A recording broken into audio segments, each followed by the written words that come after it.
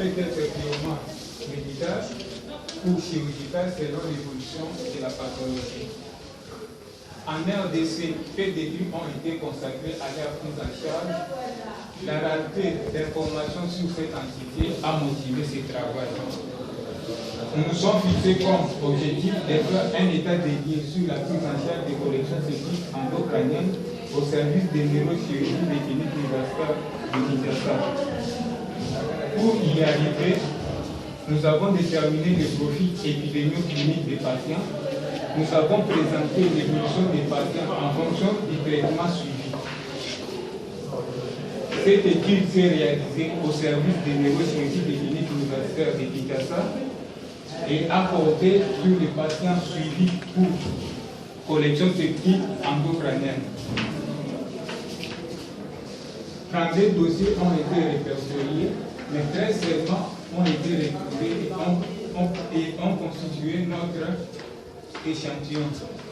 Ont été inclus dans cette étude tous les patients suivis pour collection septique endocrânienne au service de neurochirurgie dont les dossiers contenaient des informations nécessaires. C'est une étude descriptive et documentaire.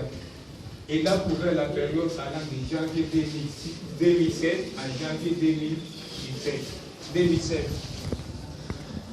Comme variable d'intérêt retenue dans notre étude, nous avons pris en compte des données épidémiologiques, dont l'âge et le sexe, des données cliniques comprenant les symptômes dominants, les antécédents, les signes cliniques objectifs.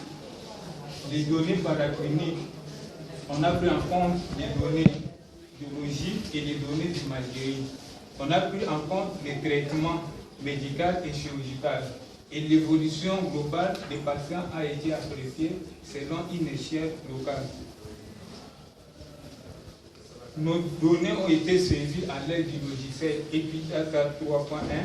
Les analyses ont été réalisées au moyen du logiciel SPSS 21 pour calculer les proportions des variables d'intérêt. Les tranches d'âge ont été déterminées selon la formule des stéréotypes. Les informations recueillies ont été représentées sous forme de tableaux défilés.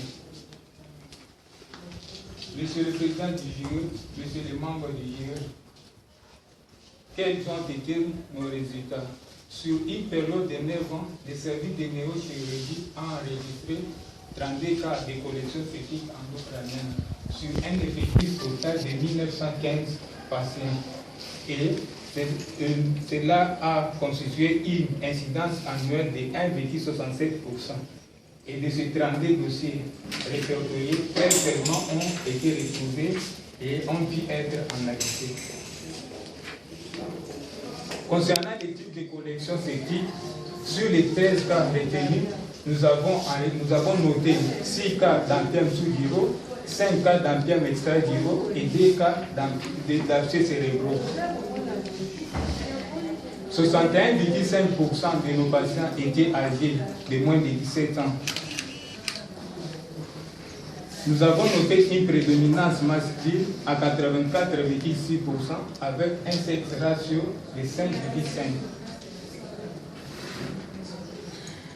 Sur les 13 patients enregistrés, 3 patients ont consulté directement avec comme motif de céphalée et tuméfaction frontale.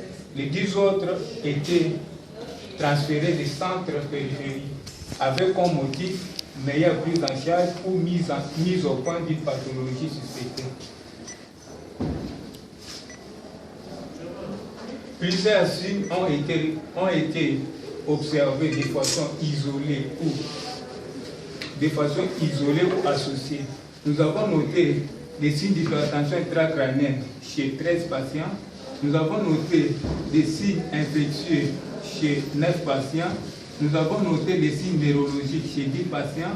Nous avons noté les signes d'atteinte méningée chez 4 patients. Et l'état de conscience a été évalué chez 5 patients.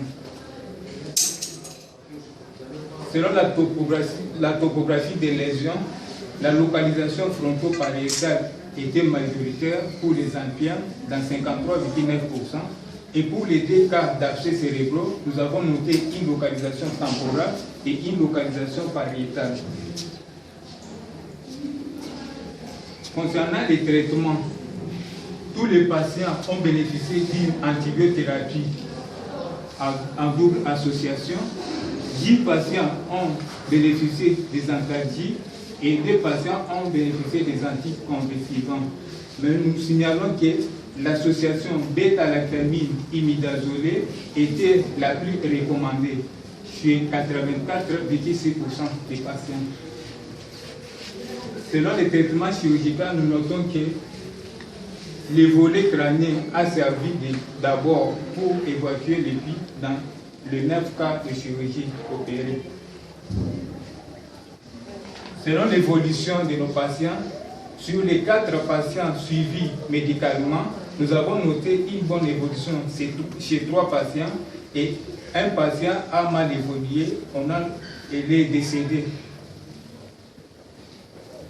Selon l'évolution chez les patients opérés, nous avons noté une bonne évolution, une très bonne évolution chez un patient, une bonne évolution chez 4 patients et 4 patients ont mal évolué. Ils ont présenté des séquelles qui ont persisté, telles qu'émis anopsie, des crises convulsives,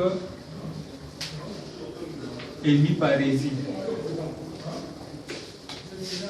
Au terme de notre étude, nous pouvons retenir ce qui suit. L'incidence des corrections septiques endocrâniennes est modérément faible. Les corrections septiques endocrâniennes intéressent plus les hommes que les femmes. Les enfants de moins de 17 ans que les adultes. Les symptômes courants ont été soit des céphalées, soit de la fièvre dans plus de 60% des cas. L'évolution a été bonne à 44,4% pour des patients opérés et à 75% pour des patients non opérés. Sur ce, nous avons formulé quelques recommandations à la Direction générale des cliniques universelles de Kinshasa de réhabiliter l'appareil scannographique pour mieux suivre l'évolution des patients de la neurochirurgie, de bien arranger les services des archives pour éviter la perte des dossiers. Au département de chirurgie, de reprendre cette étude dans les années à venir avec un nombre plus important de dossiers bien tenus. À la communauté de consulter le plus tôt possible devant les signes évocateurs. Monsieur le Président du jury, Monsieur le Secrétaire du jury, Monsieur le membre du jury, auguste assemblée, je vous remercie pour votre attention.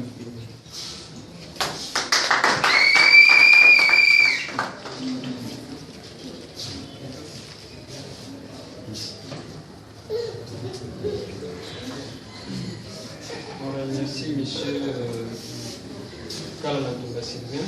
Il a respecté le temps qui lui a été imparti. Il nous avait parlé 5 minutes. Sauf que quand tu parles de 5 minutes aux membres du jury, c'est à ton désavantage parce que tu leur donnes plus de temps pour critiquer ton travail, pour te poser des questions. Parce que nous devons consommer le temps pleinement. On aura 15 minutes, chacun aura au moins 5 minutes. Plus les 5 que tu nous as ajoutés, donc chacun aura peut-être 7 minutes, quelque chose pour. Alors, on va aller dans les débats en commençant par le Daniel, qui est le secrétaire de ce jury. Et ensuite, Hossein Sami prendra les mots comme membre du jury. Le directeur du mémoire réagira et ensuite, Hossein Sami répondra le travail comme président du jury. Voilà. Daniel, vous avez la parole. Merci, Président, pour la parole. J'avais souhaité quand même éviter l'étudiant présenté parce que quand j'ai vu le travail, je vais dire que c'est un travail qui a été bien présenté. Et nous sommes dans les derniers temps. Dans les derniers temps, il y a beaucoup de mauvaises choses. Alors quand je me disais, est-ce qu'on n'a pas de travail, on n'a pas fait ça pour on n'a pas fait ce travail pour l'étudiant parce qu'il y a la forme bien expliquée, il y a très peu de formes. La manière de faire. Donc c'est comme ça que je souhaitais absolument t'attendre de parler. Et quand tu présentes aussi, tu donnes l'impression d'avoir la maîtrise du travail. C'est une très bonne chose et je te félicite par rapport à ça. Alors il y a néanmoins quelques petits problèmes qu'il faut soulever, mais d'une manière générale, comme je l'ai dit tantôt, le travail est très bon présenté, avec un style facile à lire. Alors, je vois là un remerciement. Ce n'est pas très élégant hein, dans un travail scientifique. Je dis un chef à mon directeur. Tu dis, le docteur notamment de Pierre, pour avoir accepté la direction de ce travail, tout ça, hein, à mon co-directeur. Ce n'est pas comme ça. Hein, donc, tu introduis directement la phrase et peut-être qui, pendant tes discours, tu peux préciser qu'il a été. Alors, d'une manière générale, par rapport à la forme, bien que c'est bien présenté, je voudrais quand même te rappeler, il faut lire les règlements de la faculté. Et quand on dit ça, on vous dit qu'il faut respecter la répartition du travail. Il y a la partie qu'on va compris dans la revue de la littérature et la partie propre du travail. On te dit la première partie doit en fait contenir un volet entier du travail. Et le reste est là, donc ton propre travail, ton propre, je ne sais pas quoi, doit prendre 2 tiers. Mais ce n'est pas vraiment respecté parce que tu as mis beaucoup de généralités. Dans ces généralités, il y a essentiellement l'anatomie qui revient. Alors, aussi, la présentation du résumé, il faut voir le modèle. On vous dit résumé est égal, le l'objectif, la méthodologie, les résultats, la conclusion. Et ici, je ne vois pas la conclusion. Et j'ai compris par la suite pourquoi tu n'as pas vu la conclusion dans les résumés, parce qu'il n'y a pas une grande différence entre ta façon d'écrire les résultats et ta manière de conclure. Hein, tu ne respectes pas les temps parce que c'est surtout en termes de ça. Quand on fait une conclusion, on est en train d'affirmer plus ou moins ce qui a été discuté. Ce qui fait que les résultats sont au passé, mais la conclusion, on peut le mettre peut-être on peut le mettre au présent. C'est pourquoi j'ai dit que c'est important d'avoir le manuel de la faculté par rapport à ça. Alors, là où tu as parlé généralement, ce que tu as fait ici, ce n'est pas une revue de la littérature, parce que la revue de la littérature, c'est un exercice très difficile à réaliser. Ce que tu mets ici, c'est quoi? Ce sont des généralités. Donc, ça va être intéressant hein, de mettre revue de la littérature, de mettre carrément général. Alors, la méthodologie matérielle et méthodique, c'est peut-être là. C'est bien fait, mais ce n'est pas suffisamment fourni.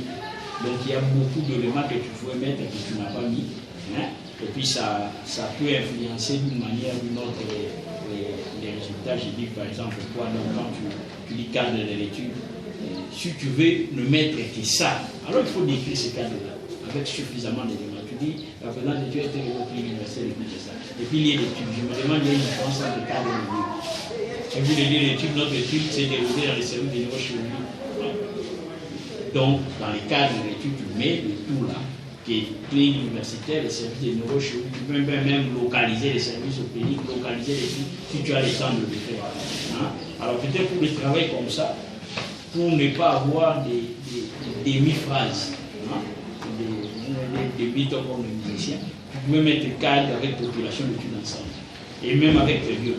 Et ça te donne la possibilité de décrire un certain nombre d'éléments et d'avoir une certaine aisance dans la façon d'écrire. Alors, quoi encore? Qu'est-ce que je peux dire encore très rapidement? Et puis les paramètres, quand tu les cites là, tu n'es pas obligé de tout définir. On définit les paramètres à problème. L'âge, c'est l'âge. Hein. Peut-être tu peux préciser les tranches d'âge que tu t'es servi en disant également les sexes et les sexes. Ainsi de suite. Et ce qui est important, l'ordre des citations doit être repris. Cet ordre doit être repris dans la présentation de l'étude. Mais ce n'est pas le cas. Ici, je vois le premier paramètre dedans que non, c'est les données cliniques, donc tu mets âge et sexe. Mais quand tu vas commencer à présenter les résultats, c'est autre chose. On verra la présentation des résultats, tu vas commencer par incidence de l'affection. Alors aussi, là aussi, hein, c'est un problème. Je me demande ce que tu as donné là, si c'est une incidence. Tu sais ce que c'est une incidence? Tu peux répondre à cette question. Bon, tu vas répondre après, c'est que c'est une incidence. Mais moi, je crois que tu veux peut-être pas vraiment ça, hein, par rapport à ce que tu as dit. Le reste, là, c'est bon. C'est peut-être vers la fin, par rapport aux résultats, où je vois des tableaux un peu plus compliqués. Hein, des tableaux où il n'y a pas de chiffres. Résultat égale tableau simple. Donc, où on a des paramètres, où on a la fréquence et puis on a les proportions. C'est comme ça. Mais quand je vois un tableau des résultats présenté de cette manière-là, où je ne vois que les lettres et les lettres, il n'y a plus de chiffres, ça pose un problème de conception, un problème de méthodologie. Hein? Donc, j'ai écrit beaucoup de choses par rapport à cette évolution des patients opérés. Page 39. Hein? Évolution des patients opérés. Gros abcès et tout ça. Cette personne, volée, et puis là-bas, médiocre, ainsi de suite. Alors, j'ai même fait des propositions, j'ai dit mal présenté. Donc, tableau égal, résultat, et puis fréquence avec proportion. Donc, l'idéal serait de faire quoi? De faire l'évolution globale de tous les patients. Hein? Puis, tu fais des tableaux croisés, évolution et type de traitement. Donc, tu donnes par exemple l'évolution. Tu dis combien de médiocres on avait, combien de bonnes évolutions avec des proportions de fréquence. Et puis après, tu vas faire un tableau. C'est ça l'esprit de tel. Tu fais un tableau croisé entre ces évolutions-là et les types de traitements pour essayer un peu d'apprécier quel est le traitement qui a donné des bons résultats. Alors là, c'est un tableau qu'on ne peut pas présenter. Il n'y a que des chiffres. Il y a plutôt des lettres. Je crois que peut-être ça. Un mot peut-être par rapport à la discussion. Quand on discute, ça veut dire que tu donnes des résultats, tu donnes des résultats des autres, et puis tu fais un commentaire. Ce qui a manqué beaucoup, c'est ton propre commentaire. Les commentaires, on tire ça de la littérature. Moi, j'ai trouvé ça et les autres ont trouvé. Et qu'est-ce que je peux donner comme explication par rapport à ça? Qu'est-ce que je peux faire comme commentaire par rapport à ça? Voilà. Il faudrait peut-être faire cet exercice-là pour la prochaine fois. Et la conclusion, j'ai dit, hein, c'est pas comme ça qu'on fait les conclusions. Ça, il n'y a pas de grande différence entre ces conclusions et les résultats présentés. Et puis voilà. Voilà, je crois que je peux m'arrêter ça. Merci beaucoup. Je reprends la question sur l'incidence. L'incidence Il y a un papier mouchoir.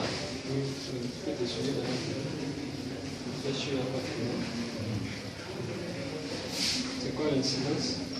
L'incidence, c'est le nombre de nouveaux cas et anciens cas au cours d'une année. Par rapport à ce que tu as présenté, est-ce que c'est une incidence?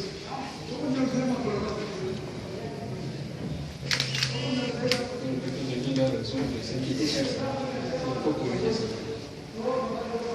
Bon, je suis heureux que, je me disais, bon, je pourrais me tromper, mais je suis heureux de l'appréciation du docteur Biadé, parce que l'idée est donnée sur le droit que le travail était bien. Pour un étudiant. Pour un étudiant. L'idée, ça peut nous faire un mémoire. C'est curieux de trouver ça. Il y a des déceptions, effectivement. Mais bon, il y a des problèmes, beaucoup de problèmes de forme. Je vais y aller assez rapidement. Bon, cet aspect, j'ai toujours aimé, je pense que c'est correct. La page des gardes, la couverture ici, doit avoir les mêmes aspects que la page des gardes. Sinon, c'est comme si on était dans une fête et puis on entre dans un dé. Là, c'est coloré, ici, c'est noir. Il faut reprendre le même aspect quand on ouvre la page, on trouve la même beauté qu'on a eu à la couverture aussi à la page des gardes. Là, moi, j'ai trouvé une injustice. Pour ton directeur, tu es très content de dire Fumu Tamuzu Pierre. Alors pour le co-directeur, il y a qui Koutounou Kassimo. Il n'a pas de poste, non. Le poste, non, c'est seulement pour les directeurs. Pour le co-directeur, bon, on s'en fout. Il faut être équilibré. Là, si tu veux citer les postes, non, cite pour tout le monde. Si tu veux les supprimer, tu supprimes aussi pour tout le monde. Comme ça, on comprendra que tu le considères ensemble. Bon, dans le dernier paragraphe de remerciement, là, pour la forme, c'est n'importe quoi. Parce que tu mets 2 points à côté. C'est la lettre qui arrive, il n'y a pas d'espace. C'est le document collé. Et puis, entre Léon et Boy, c'est un grand espace. Après avant la virgule, il y a un espace. Et après la virgule, il n'y a pas d'espace. Et tous les noms de ce groupe-là, c'est la même chose. Ça gêne la lecture, on ne sait pas si le nom est attaché à ce qui vient après ou avant la virgule, que ça fait un peu désagréable pour la lecture.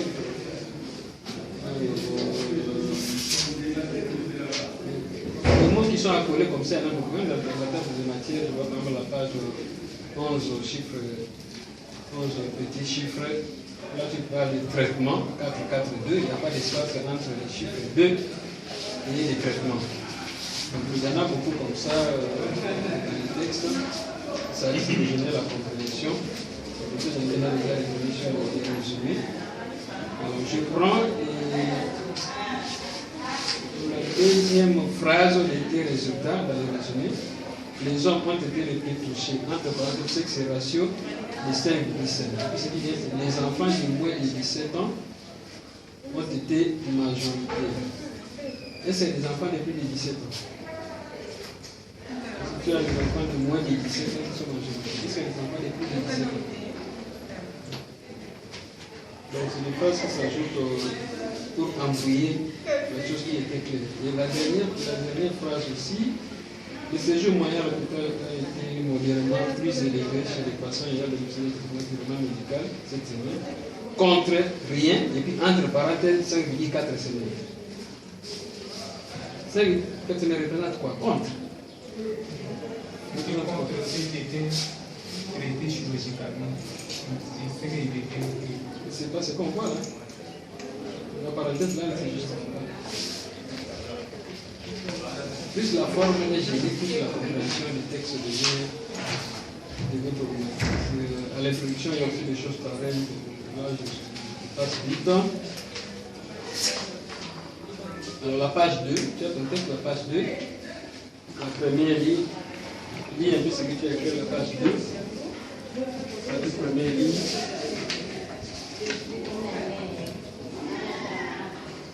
Si les statistiques. Lis. Si les statistiques sont. Moi, j'ai dit ici les statiques. Je ne sais pas si c'est votre question. C'est les statiques. C'est différent des statistiques. Troisième mot. Tu as vu? J'ai vu. J'ai raison ou j'ai tort? Vous avez raison.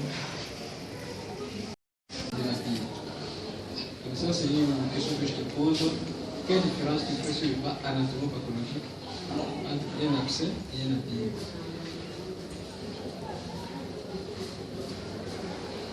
Dans la méthodologie, point 2.2, la parenthèse, je vois des abcès qui sont séparés par un point virgule. Ça, c'est pas enlever le point virgule, c'est la virgule.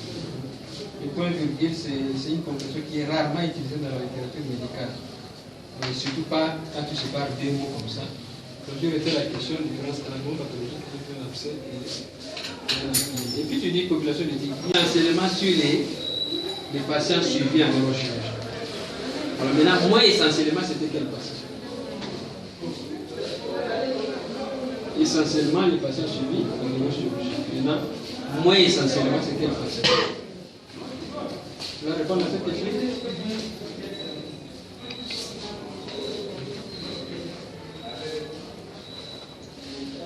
J'étais triste de voir que les choses qui avaient bien commencé, la rédaction était bonne, mais quand tu arrives au tableau, tous les tableaux sont hachirés en noir.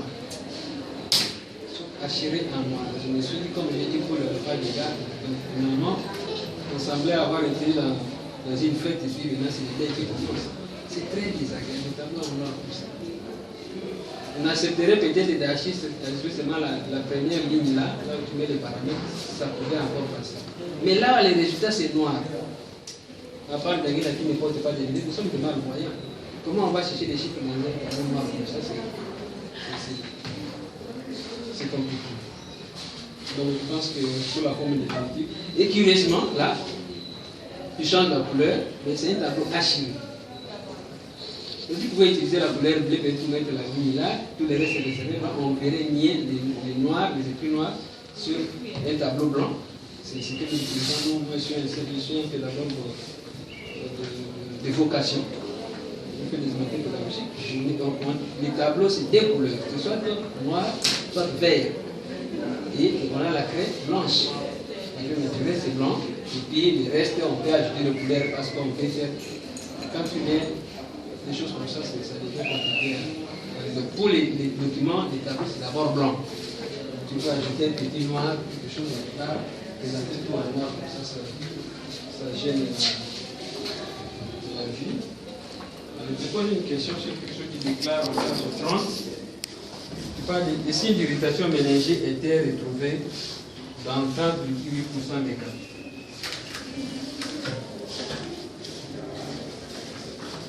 Alors, je te pose une question. quels sont ces signes-là et qu'est-ce qu'ils signifient? Quels sont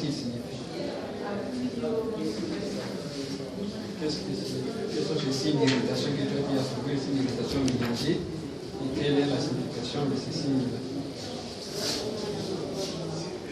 Bon, il y a un problème aussi des commentaires, c'est que le français est bon, mais les commentaires reprennent totalement ce qui est dans les tableaux. Ce n'est pas bon. Dans les commentaires, on met l'information essentielle, positive ou négative. Mais l'élément essentiel, pas tous les détails. Les seuls commentaires que je dis que c'était bon, c'est à la page 33. Par rapport avec les tableaux 9, je pense.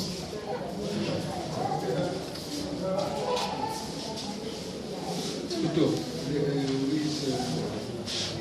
Donc, à tout le monde a ce comité cérébral. Là, tu parles seulement. Nous n'avons pas une localisation. Nous avons noté une localisation photo-parétale dans 53% des cas. Ça, c'est un bon commentaire. L'élément essentiel, c'est ça. Le reste, les lecteurs peuvent regarder dans les tableaux. Et si tu reprends tous les commentaires, c'est comme si tu as mis tous les commentaires, les tableaux ne servent plus à rien. On enlève les tableaux avec. Le docteur Diagué a parlé de ces tableaux qui étaient désagréables. Moi, j'ai trouvé ces dossiers aussi désagréables. C'est désagréable. Avec les colonnes noires qui descendent comme ça, et puis les écrits blancs à l'intérieur, on dit qu'il voulait construire un meuble ou quoi. Tu détruis un peu ton travail, toi, alors le travail est très bon, tu le détruis quand même par les formes qui me conviennent.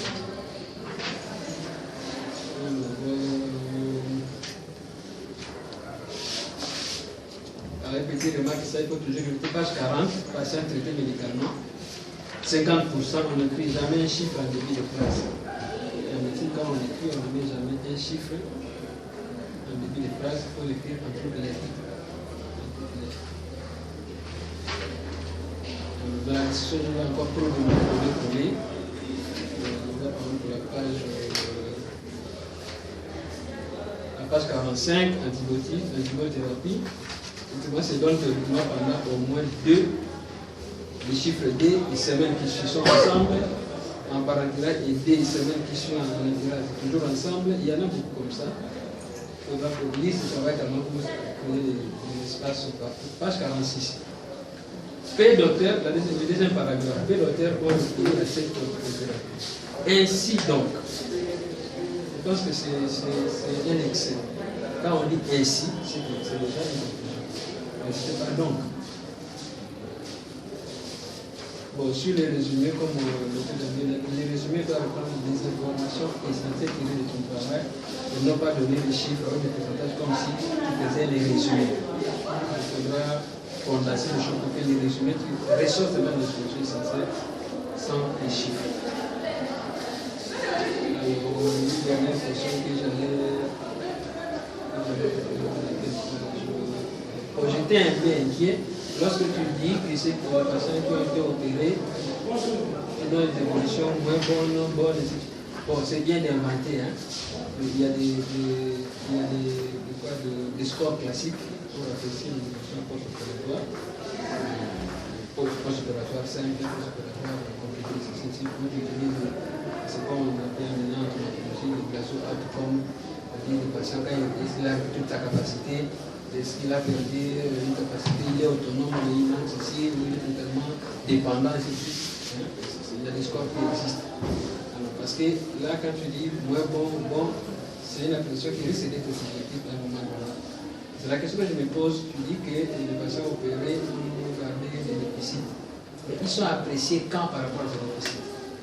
En post-opératoire immédiat, en post-opératoire tardif, en post-opératoire lointain. C'est à quel moment tu situes ces déficits qui permettent de dire que l'évolution est bonne ou pas bonne. Donc, 4 questions. La première, c'est les différences de fait sur le plan de la entre abcès et IBM. La deuxième, quand tu dis c'est essentiellement ça, qu'est-ce qui est moins essentiel? Et la troisième, je te posais la question, quand tu parles de signes irritatifs, c'est quoi ce signe-là? Qu'est-ce que ça signifie? Et puis, la quatrième question, c'est à quel moment tu dis que ce patient-là a gardé les séquelles par rapport à la chirurgie. Voilà, j'ai la parole. En ce qui concerne la différence entre abcès et empième, les abcès, on définit ça comme étant une collection septique, une collection cloisonnée développée aux dépens du parenchyme cérébral. Alors que les empièmes sont des collections qui se développent en extra cérébral, soit au niveau de la au niveau de la vie ou au niveau des empièmes, c'est une collection qui se développe. Je précise. Dans l'espace. Je précise ici, on ne pas anatomopathologie. Ça, c'est en général. L'abcès, on peut développer partout. Des fois, on peut avoir des abcès au niveau du foie. On peut avoir des abcès au niveau du poumon. N'est-ce pas? On peut avoir des abcès partout. Et partout là. Quelle différence il y a entre un abcès et un empième? Même en dehors de l'intracrânien. Quand tu as un abcès, comment dire ça c'est un abcès, ça c'est un empième.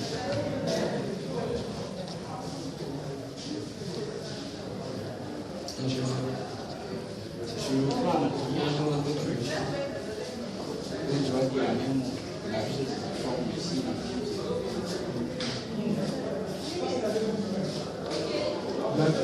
L'empième se forme au niveau cérébral. On a dit en général. L'empième, ça se forme.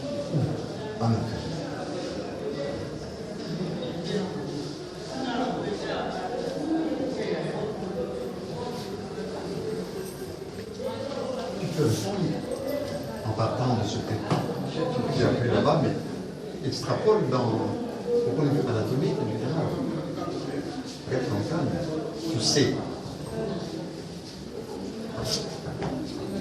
C'est quelque chose que toi, Mickey, l'a prouvé parce que tu n'as pas défini clairement dans ton travail ici. L'abcès c'est ceci, l'empième c'est ceci. Si tu avais défini ça, donc tu en parles un peu en parlant dans les généralités, tu parles un peu de l'empième cérébral, de l'abcès cérébral. Mais si le plan anatomique, c'est quoi? L'abcès, c'est quoi l'empième?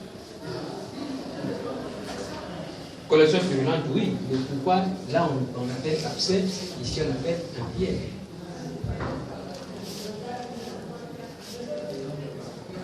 On passe à la question suivante, ce qui va être sur le pays. Deuxième question, les signes d'irritation méningée. Ici, nous avons retrouvé les signes. On a retrouvé la raideur de la nuque, on a retrouvé les signes de kernie et les signes d'irritation. C'est comme si l'irritation méningée, Comme la peut retrouver. et ça signifie quoi? C'était la surface. Quels sont ces signes et qu'est-ce que ça signifie? Il faut bien indiquer que les signes signifient juste l'atteinte méningée. Ça peut évoquer une méningite. Donc, alors, tu vas appeler des méningites. On n'avait pas de méningite, mais ce sont des signes qu'on les trouve qui sont spécifiques pour la méningite.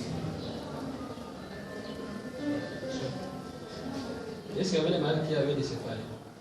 Il y avait des malades avec céphalée. Tu mets ça dans quel compte? L'irritation méningée ou pas? Il y a des malades qui étaient agités. Les céphalées, on peut mettre ça dans le compte des signes d'hypertension intracrânienne. Donc, il y a des malades qui étaient agités. Ça veut dire malade. Non, il n'y a pas de malades. Est-ce que l'agitation peut être considérée comme une signe d'irritation méningée?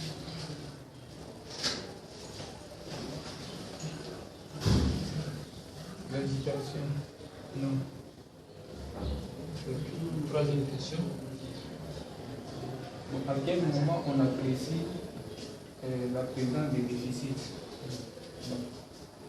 Dans les dossiers, ce n'était pas aussi précis. On n'avait pas donné de précision là-dessus. Je pense que ça peut entrer dans les limites de notre travail parce qu'on n'a pas su retrouver ça dans le dossier. Mais tu n'as pas évoqué ça par des limites. Tu as parlé des limites, tu n'as pas évoqué ça. Il faut les dire. Parce qu'un malade qui avait déjà une masse sous forme d'empième, certainement il avait déjà un déficit. Probablement. Donc, si en post-opératoire, il n'y récupère pas immédiatement, il peut récupérer après 2 semaines, après 3 semaines, après un mois. Tu ne vas pas dire que l'évolution n'est pas bonne parce qu'il n'a pas récupéré immédiatement. Le cerveau a été comprimé pendant un temps. Tout ça. Il faut toujours préciser que c'est à tel moment que nous avons évalué, on a pensé qu'il y avait des déficits ou pas. Alors, tu regardes les termes essentiellement ou tu l'enlèves? Je pense qu'on peut enlever ça parce qu'on n'avait pas d'autres patients à exclure. On a travaillé sur tous les patients. J'ai fini, je donne la parole à respect tout le monde. Monsieur Silva, tu as été courageux. C'est la première chose que je veux dire. Parce que il y a peu d'étudiants qui acceptent de faire un travail en neurochirurgie. Et en cherchant un peu, en posant des questions par-ci, par-là, sans que ce soit clairement dit, mais j'ai compris pourquoi. Partout ailleurs, quand on ne peut plus arranger, ce qui est le but de la chirurgie, pour sauver la vie, on ampute. Or, en neurochirurgie, là où se trouve le problème, on ne peut pas l'amputer parce que c'est tuer le patient. Deuxièmement, tu es courageux parce que le problème du sepsis au niveau de la tête est un problème qui est assez délicat pour 2 raisons. Cette affection représente un processus expansif intracrânien comme toutes les autres lésions au niveau de la tête, mais en plus, il y a cet impact de l'infection. Et avec la barrière hémato-céphalique qui vient compliquer encore les choses, nous n'avons pas toute la gamme des possibilités en psychothérapie que les autres. J'avais reçu un garçon de 13 ans, Étienne, qui était en 3e secondaire, qui, après simplement tourner chez nous les yo-yo, a fini son séjour médical sur la table du l'a vue du côté gauche, et puis un beau jour, un médecin a pensé faire un examen tomodensitométrique, un scanner, et va trouver le plus gros abcès du cerveau que j'ai jamais vu, qui prenait au niveau de lobe frontal droit le quart de la quantité intracrânienne. On se demandait même si ça valait la peine d'intervenir. Mais comme je suis l'adepte des interventions mini-invasives, j'ai dit on peut y aller en étant le moins agressif possible. Puis crâniostomie, on a fait un tour, on est évacué, on a rincé, etc., etc. Et c'est un des rares survivants de mes opérés de l'abcès cérébral. Et c'est les rares cas où j'ai vu la récupération de la vision. Alors, depuis ce jour-là, quand je rencontre un enfant sur la route avec des... faire enlever ces chicots-là, ça ne vaut plus la peine, ça va mener un problème. Je suis parti en mission, on me téléphone que votre patient présente encore tes tableaux, on a fait le scanner, il y a encore une autre poche. Je suis revenu. Bon, bref, cette fois-ci, j'ai dû le prendre par la ceinture et l'amener en dentisterie et rester là. Mais je l'ai compris parce que même moi, quand je dois aller chez les dentistes, quand j'entends, ça fait peur. Alors j'ai compris qu'il avait peur comme moi de la fraise là qui fait des trucs, etc. C'est plus peur. Mais malheureusement, ce garçon a avancé jusqu'en 2e doctorat. Il est parti à Lubumbashi, et là, il n'y avait pas la famille. Je pense qu'il était mal suivi. Est-ce que c'était toujours des complications? Mais il est mort. Il est mort à 25 ans, à la 4e année post-opératoire. Alors que Étienne est vivant encore jusqu'aujourd'hui, 10 ans post-opératoire. Et je l'ai même présenté au professeur Sali parce qu'il continue à faire des crises. Si vous vous rappelez encore, vous allez mettre au point votre technique là. On va voir un peu comment ça va évoluer. Pourquoi est-ce que j'ai donné ces détails? Parce que les causes de cette affection redoutée, je dis bien, parfois on ne prend pas au sérieux dans leur banalité, mais c'est là où il y a la plus grande fréquence. Alors, il y a en deuxième lieu les apports directs traumatiques. Là, c'est visible, il n'y a même pas à discuter. Les germes sont emmenés au niveau de l'encéphale par l'objet vulnéraire. Mais c'est plutôt chez les internistes qu'on les voit par contamination sanguine, etc. C'est pas toujours facile à mettre en évidence. Mais il y a quelque chose que je vous ai caché, monsieur Sylvain. Votre travail est un premier pas vers un autre. Et là, les membres du jury vont le comprendre. Dans la technique de prise en charge, il y a deux écoles maintenant. Il y a ceux qui font la grande évasion et ceux qui vont à minima, mais votre qui est évacué par l'hypertension qui est dans la voie crânienne, en somme, le cerveau crache le pus qui est dans la cavité. La question qu'on t'a posée tout à l'heure là, un abcès, c'est une collection parenchymateuse et un APM dans une cavité naturelle. Tu le savais, tu as déjà répondu à ça, pourquoi je sais peut-être que ça. Je pense que s'il le savait, on l'avait mis en garde contre.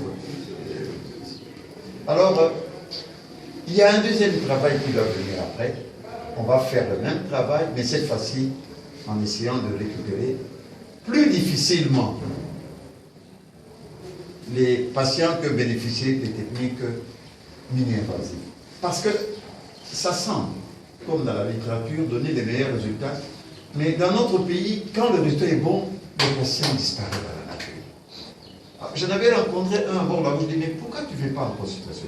Il me dit, tonton Pierre, tu m'as opéré, je suis guéri, j'ai fini mes études, je travaille, je me suis marié, j'ai des enfants, je dois encore venir donner l'argent.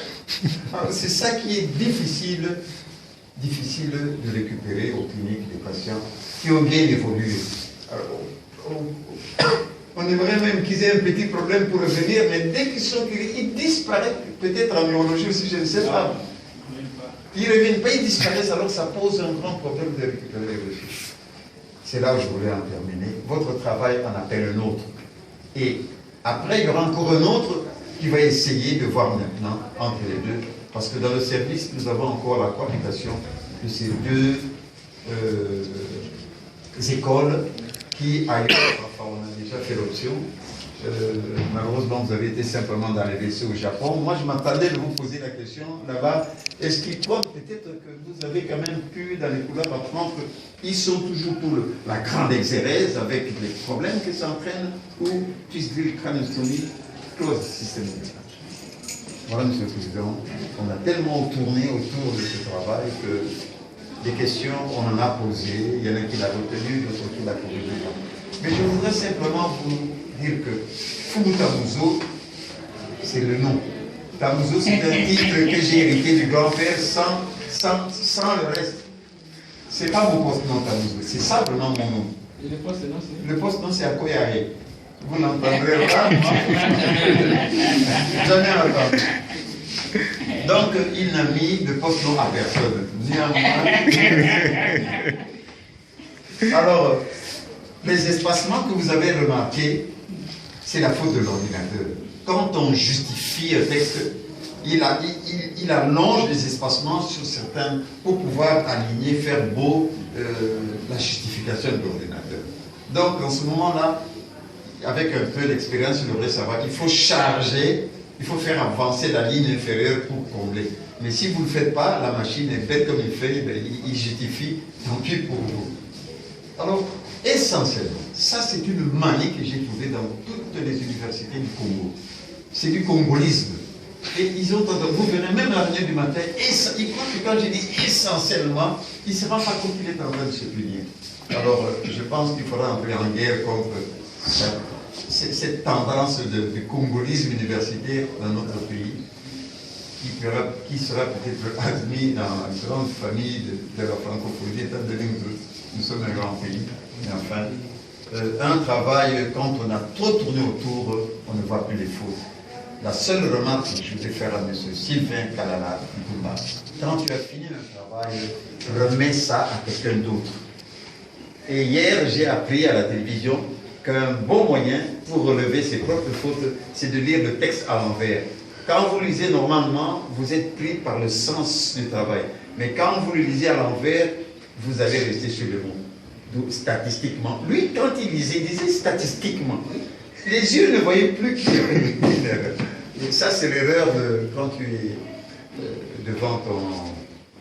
Voilà, Monsieur le Président, j'espère que nous aurons encore à nous rencontrer sur ce travail comme ça. Le deuxième qui va aborder, j'ai voulu que le travail soit jugé dans des choses comparables. L'utilisation de grands volets, et puis un autre, ce sera sur l'utilisation de l'électronistomie, donc à minima, et puis peut-être prendre les deux résultats, et peut-être en ce moment-là convaincre le service que nous abandonnons petit à petit la grande exérèse pour le cuisse des micronistes. Voilà ce que j'avais à dire. Merci, monsieur. Merci. Je reprends la parole comme directeur. Je ne veux pas réagir aux observations, mais je n'ai pas vu les cas d'absent pendant ce séjour à l'étranger. Mais la tendance, par exemple, pour les élections il commence par un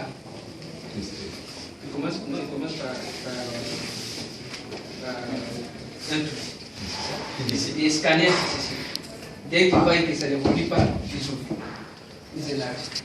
Or, chez nous, on ne peut pas faire des choses comme ça, c'est très compliqué. Alors, les scanners, c'est tous les jours. Ah, oui. Payé par. Ils ont des mutuelles, il n'y a pas de souci. Et ils suivent ça comme ça. Alors, maintenant, je reprends la parole comme président du jury. J'ai une remarque à faire sur une diapositive. J'ai choisi un modèle, une création, on appelle ça une création, assez bonne mais qui n'a pas bien exploité. Et ensuite, mais la première partie des résultats. Ah bon, oui. Résultats, oui. partie. Continue. Oui. Encore.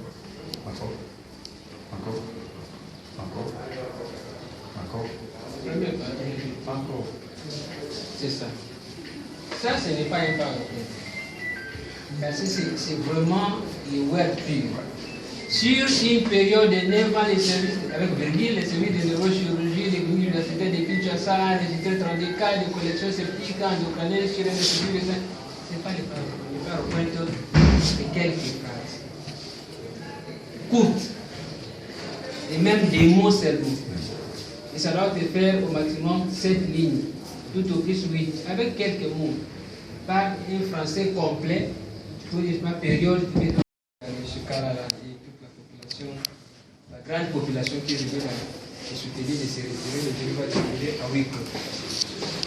Les jurys nommés par la faculté de médecine pour évaluer le travail de fin d'études, le docteur en médecine et l'étudiant Kalalan Tumba, gradué en sciences biomédicales, était composé de professeur Kensambi, président, docteur Djangenda, secrétaire, docteur Fumu Tamuzo, je suis correct, membre. À la suite de la lecture du manuscrit du récipiendaire intitulé Prise en charge des collections sceptiques endocriniennes au service de neurochirurgie de CIK, et après audition de la présentation orale et séance de questions-réponses suivi de la délibération à huis clos, les jurys a jugé le travail de fin d'études de M. Kalalan Tumba Sylvain précédent. Fait à Kinshasa, c'est 19 mai 2017. Le président, les secrétaires et les membres, je vous remercie. Merci.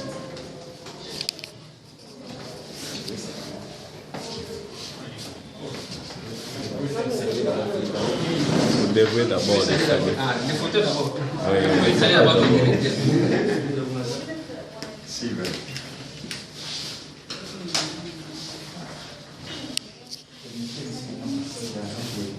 Ah oui, il y a autre chose. S'il vous plaît, s'il vous plaît. Je suis un photographe, passez par là. Ah oui, il y a des dossiers. Passez par dessus là.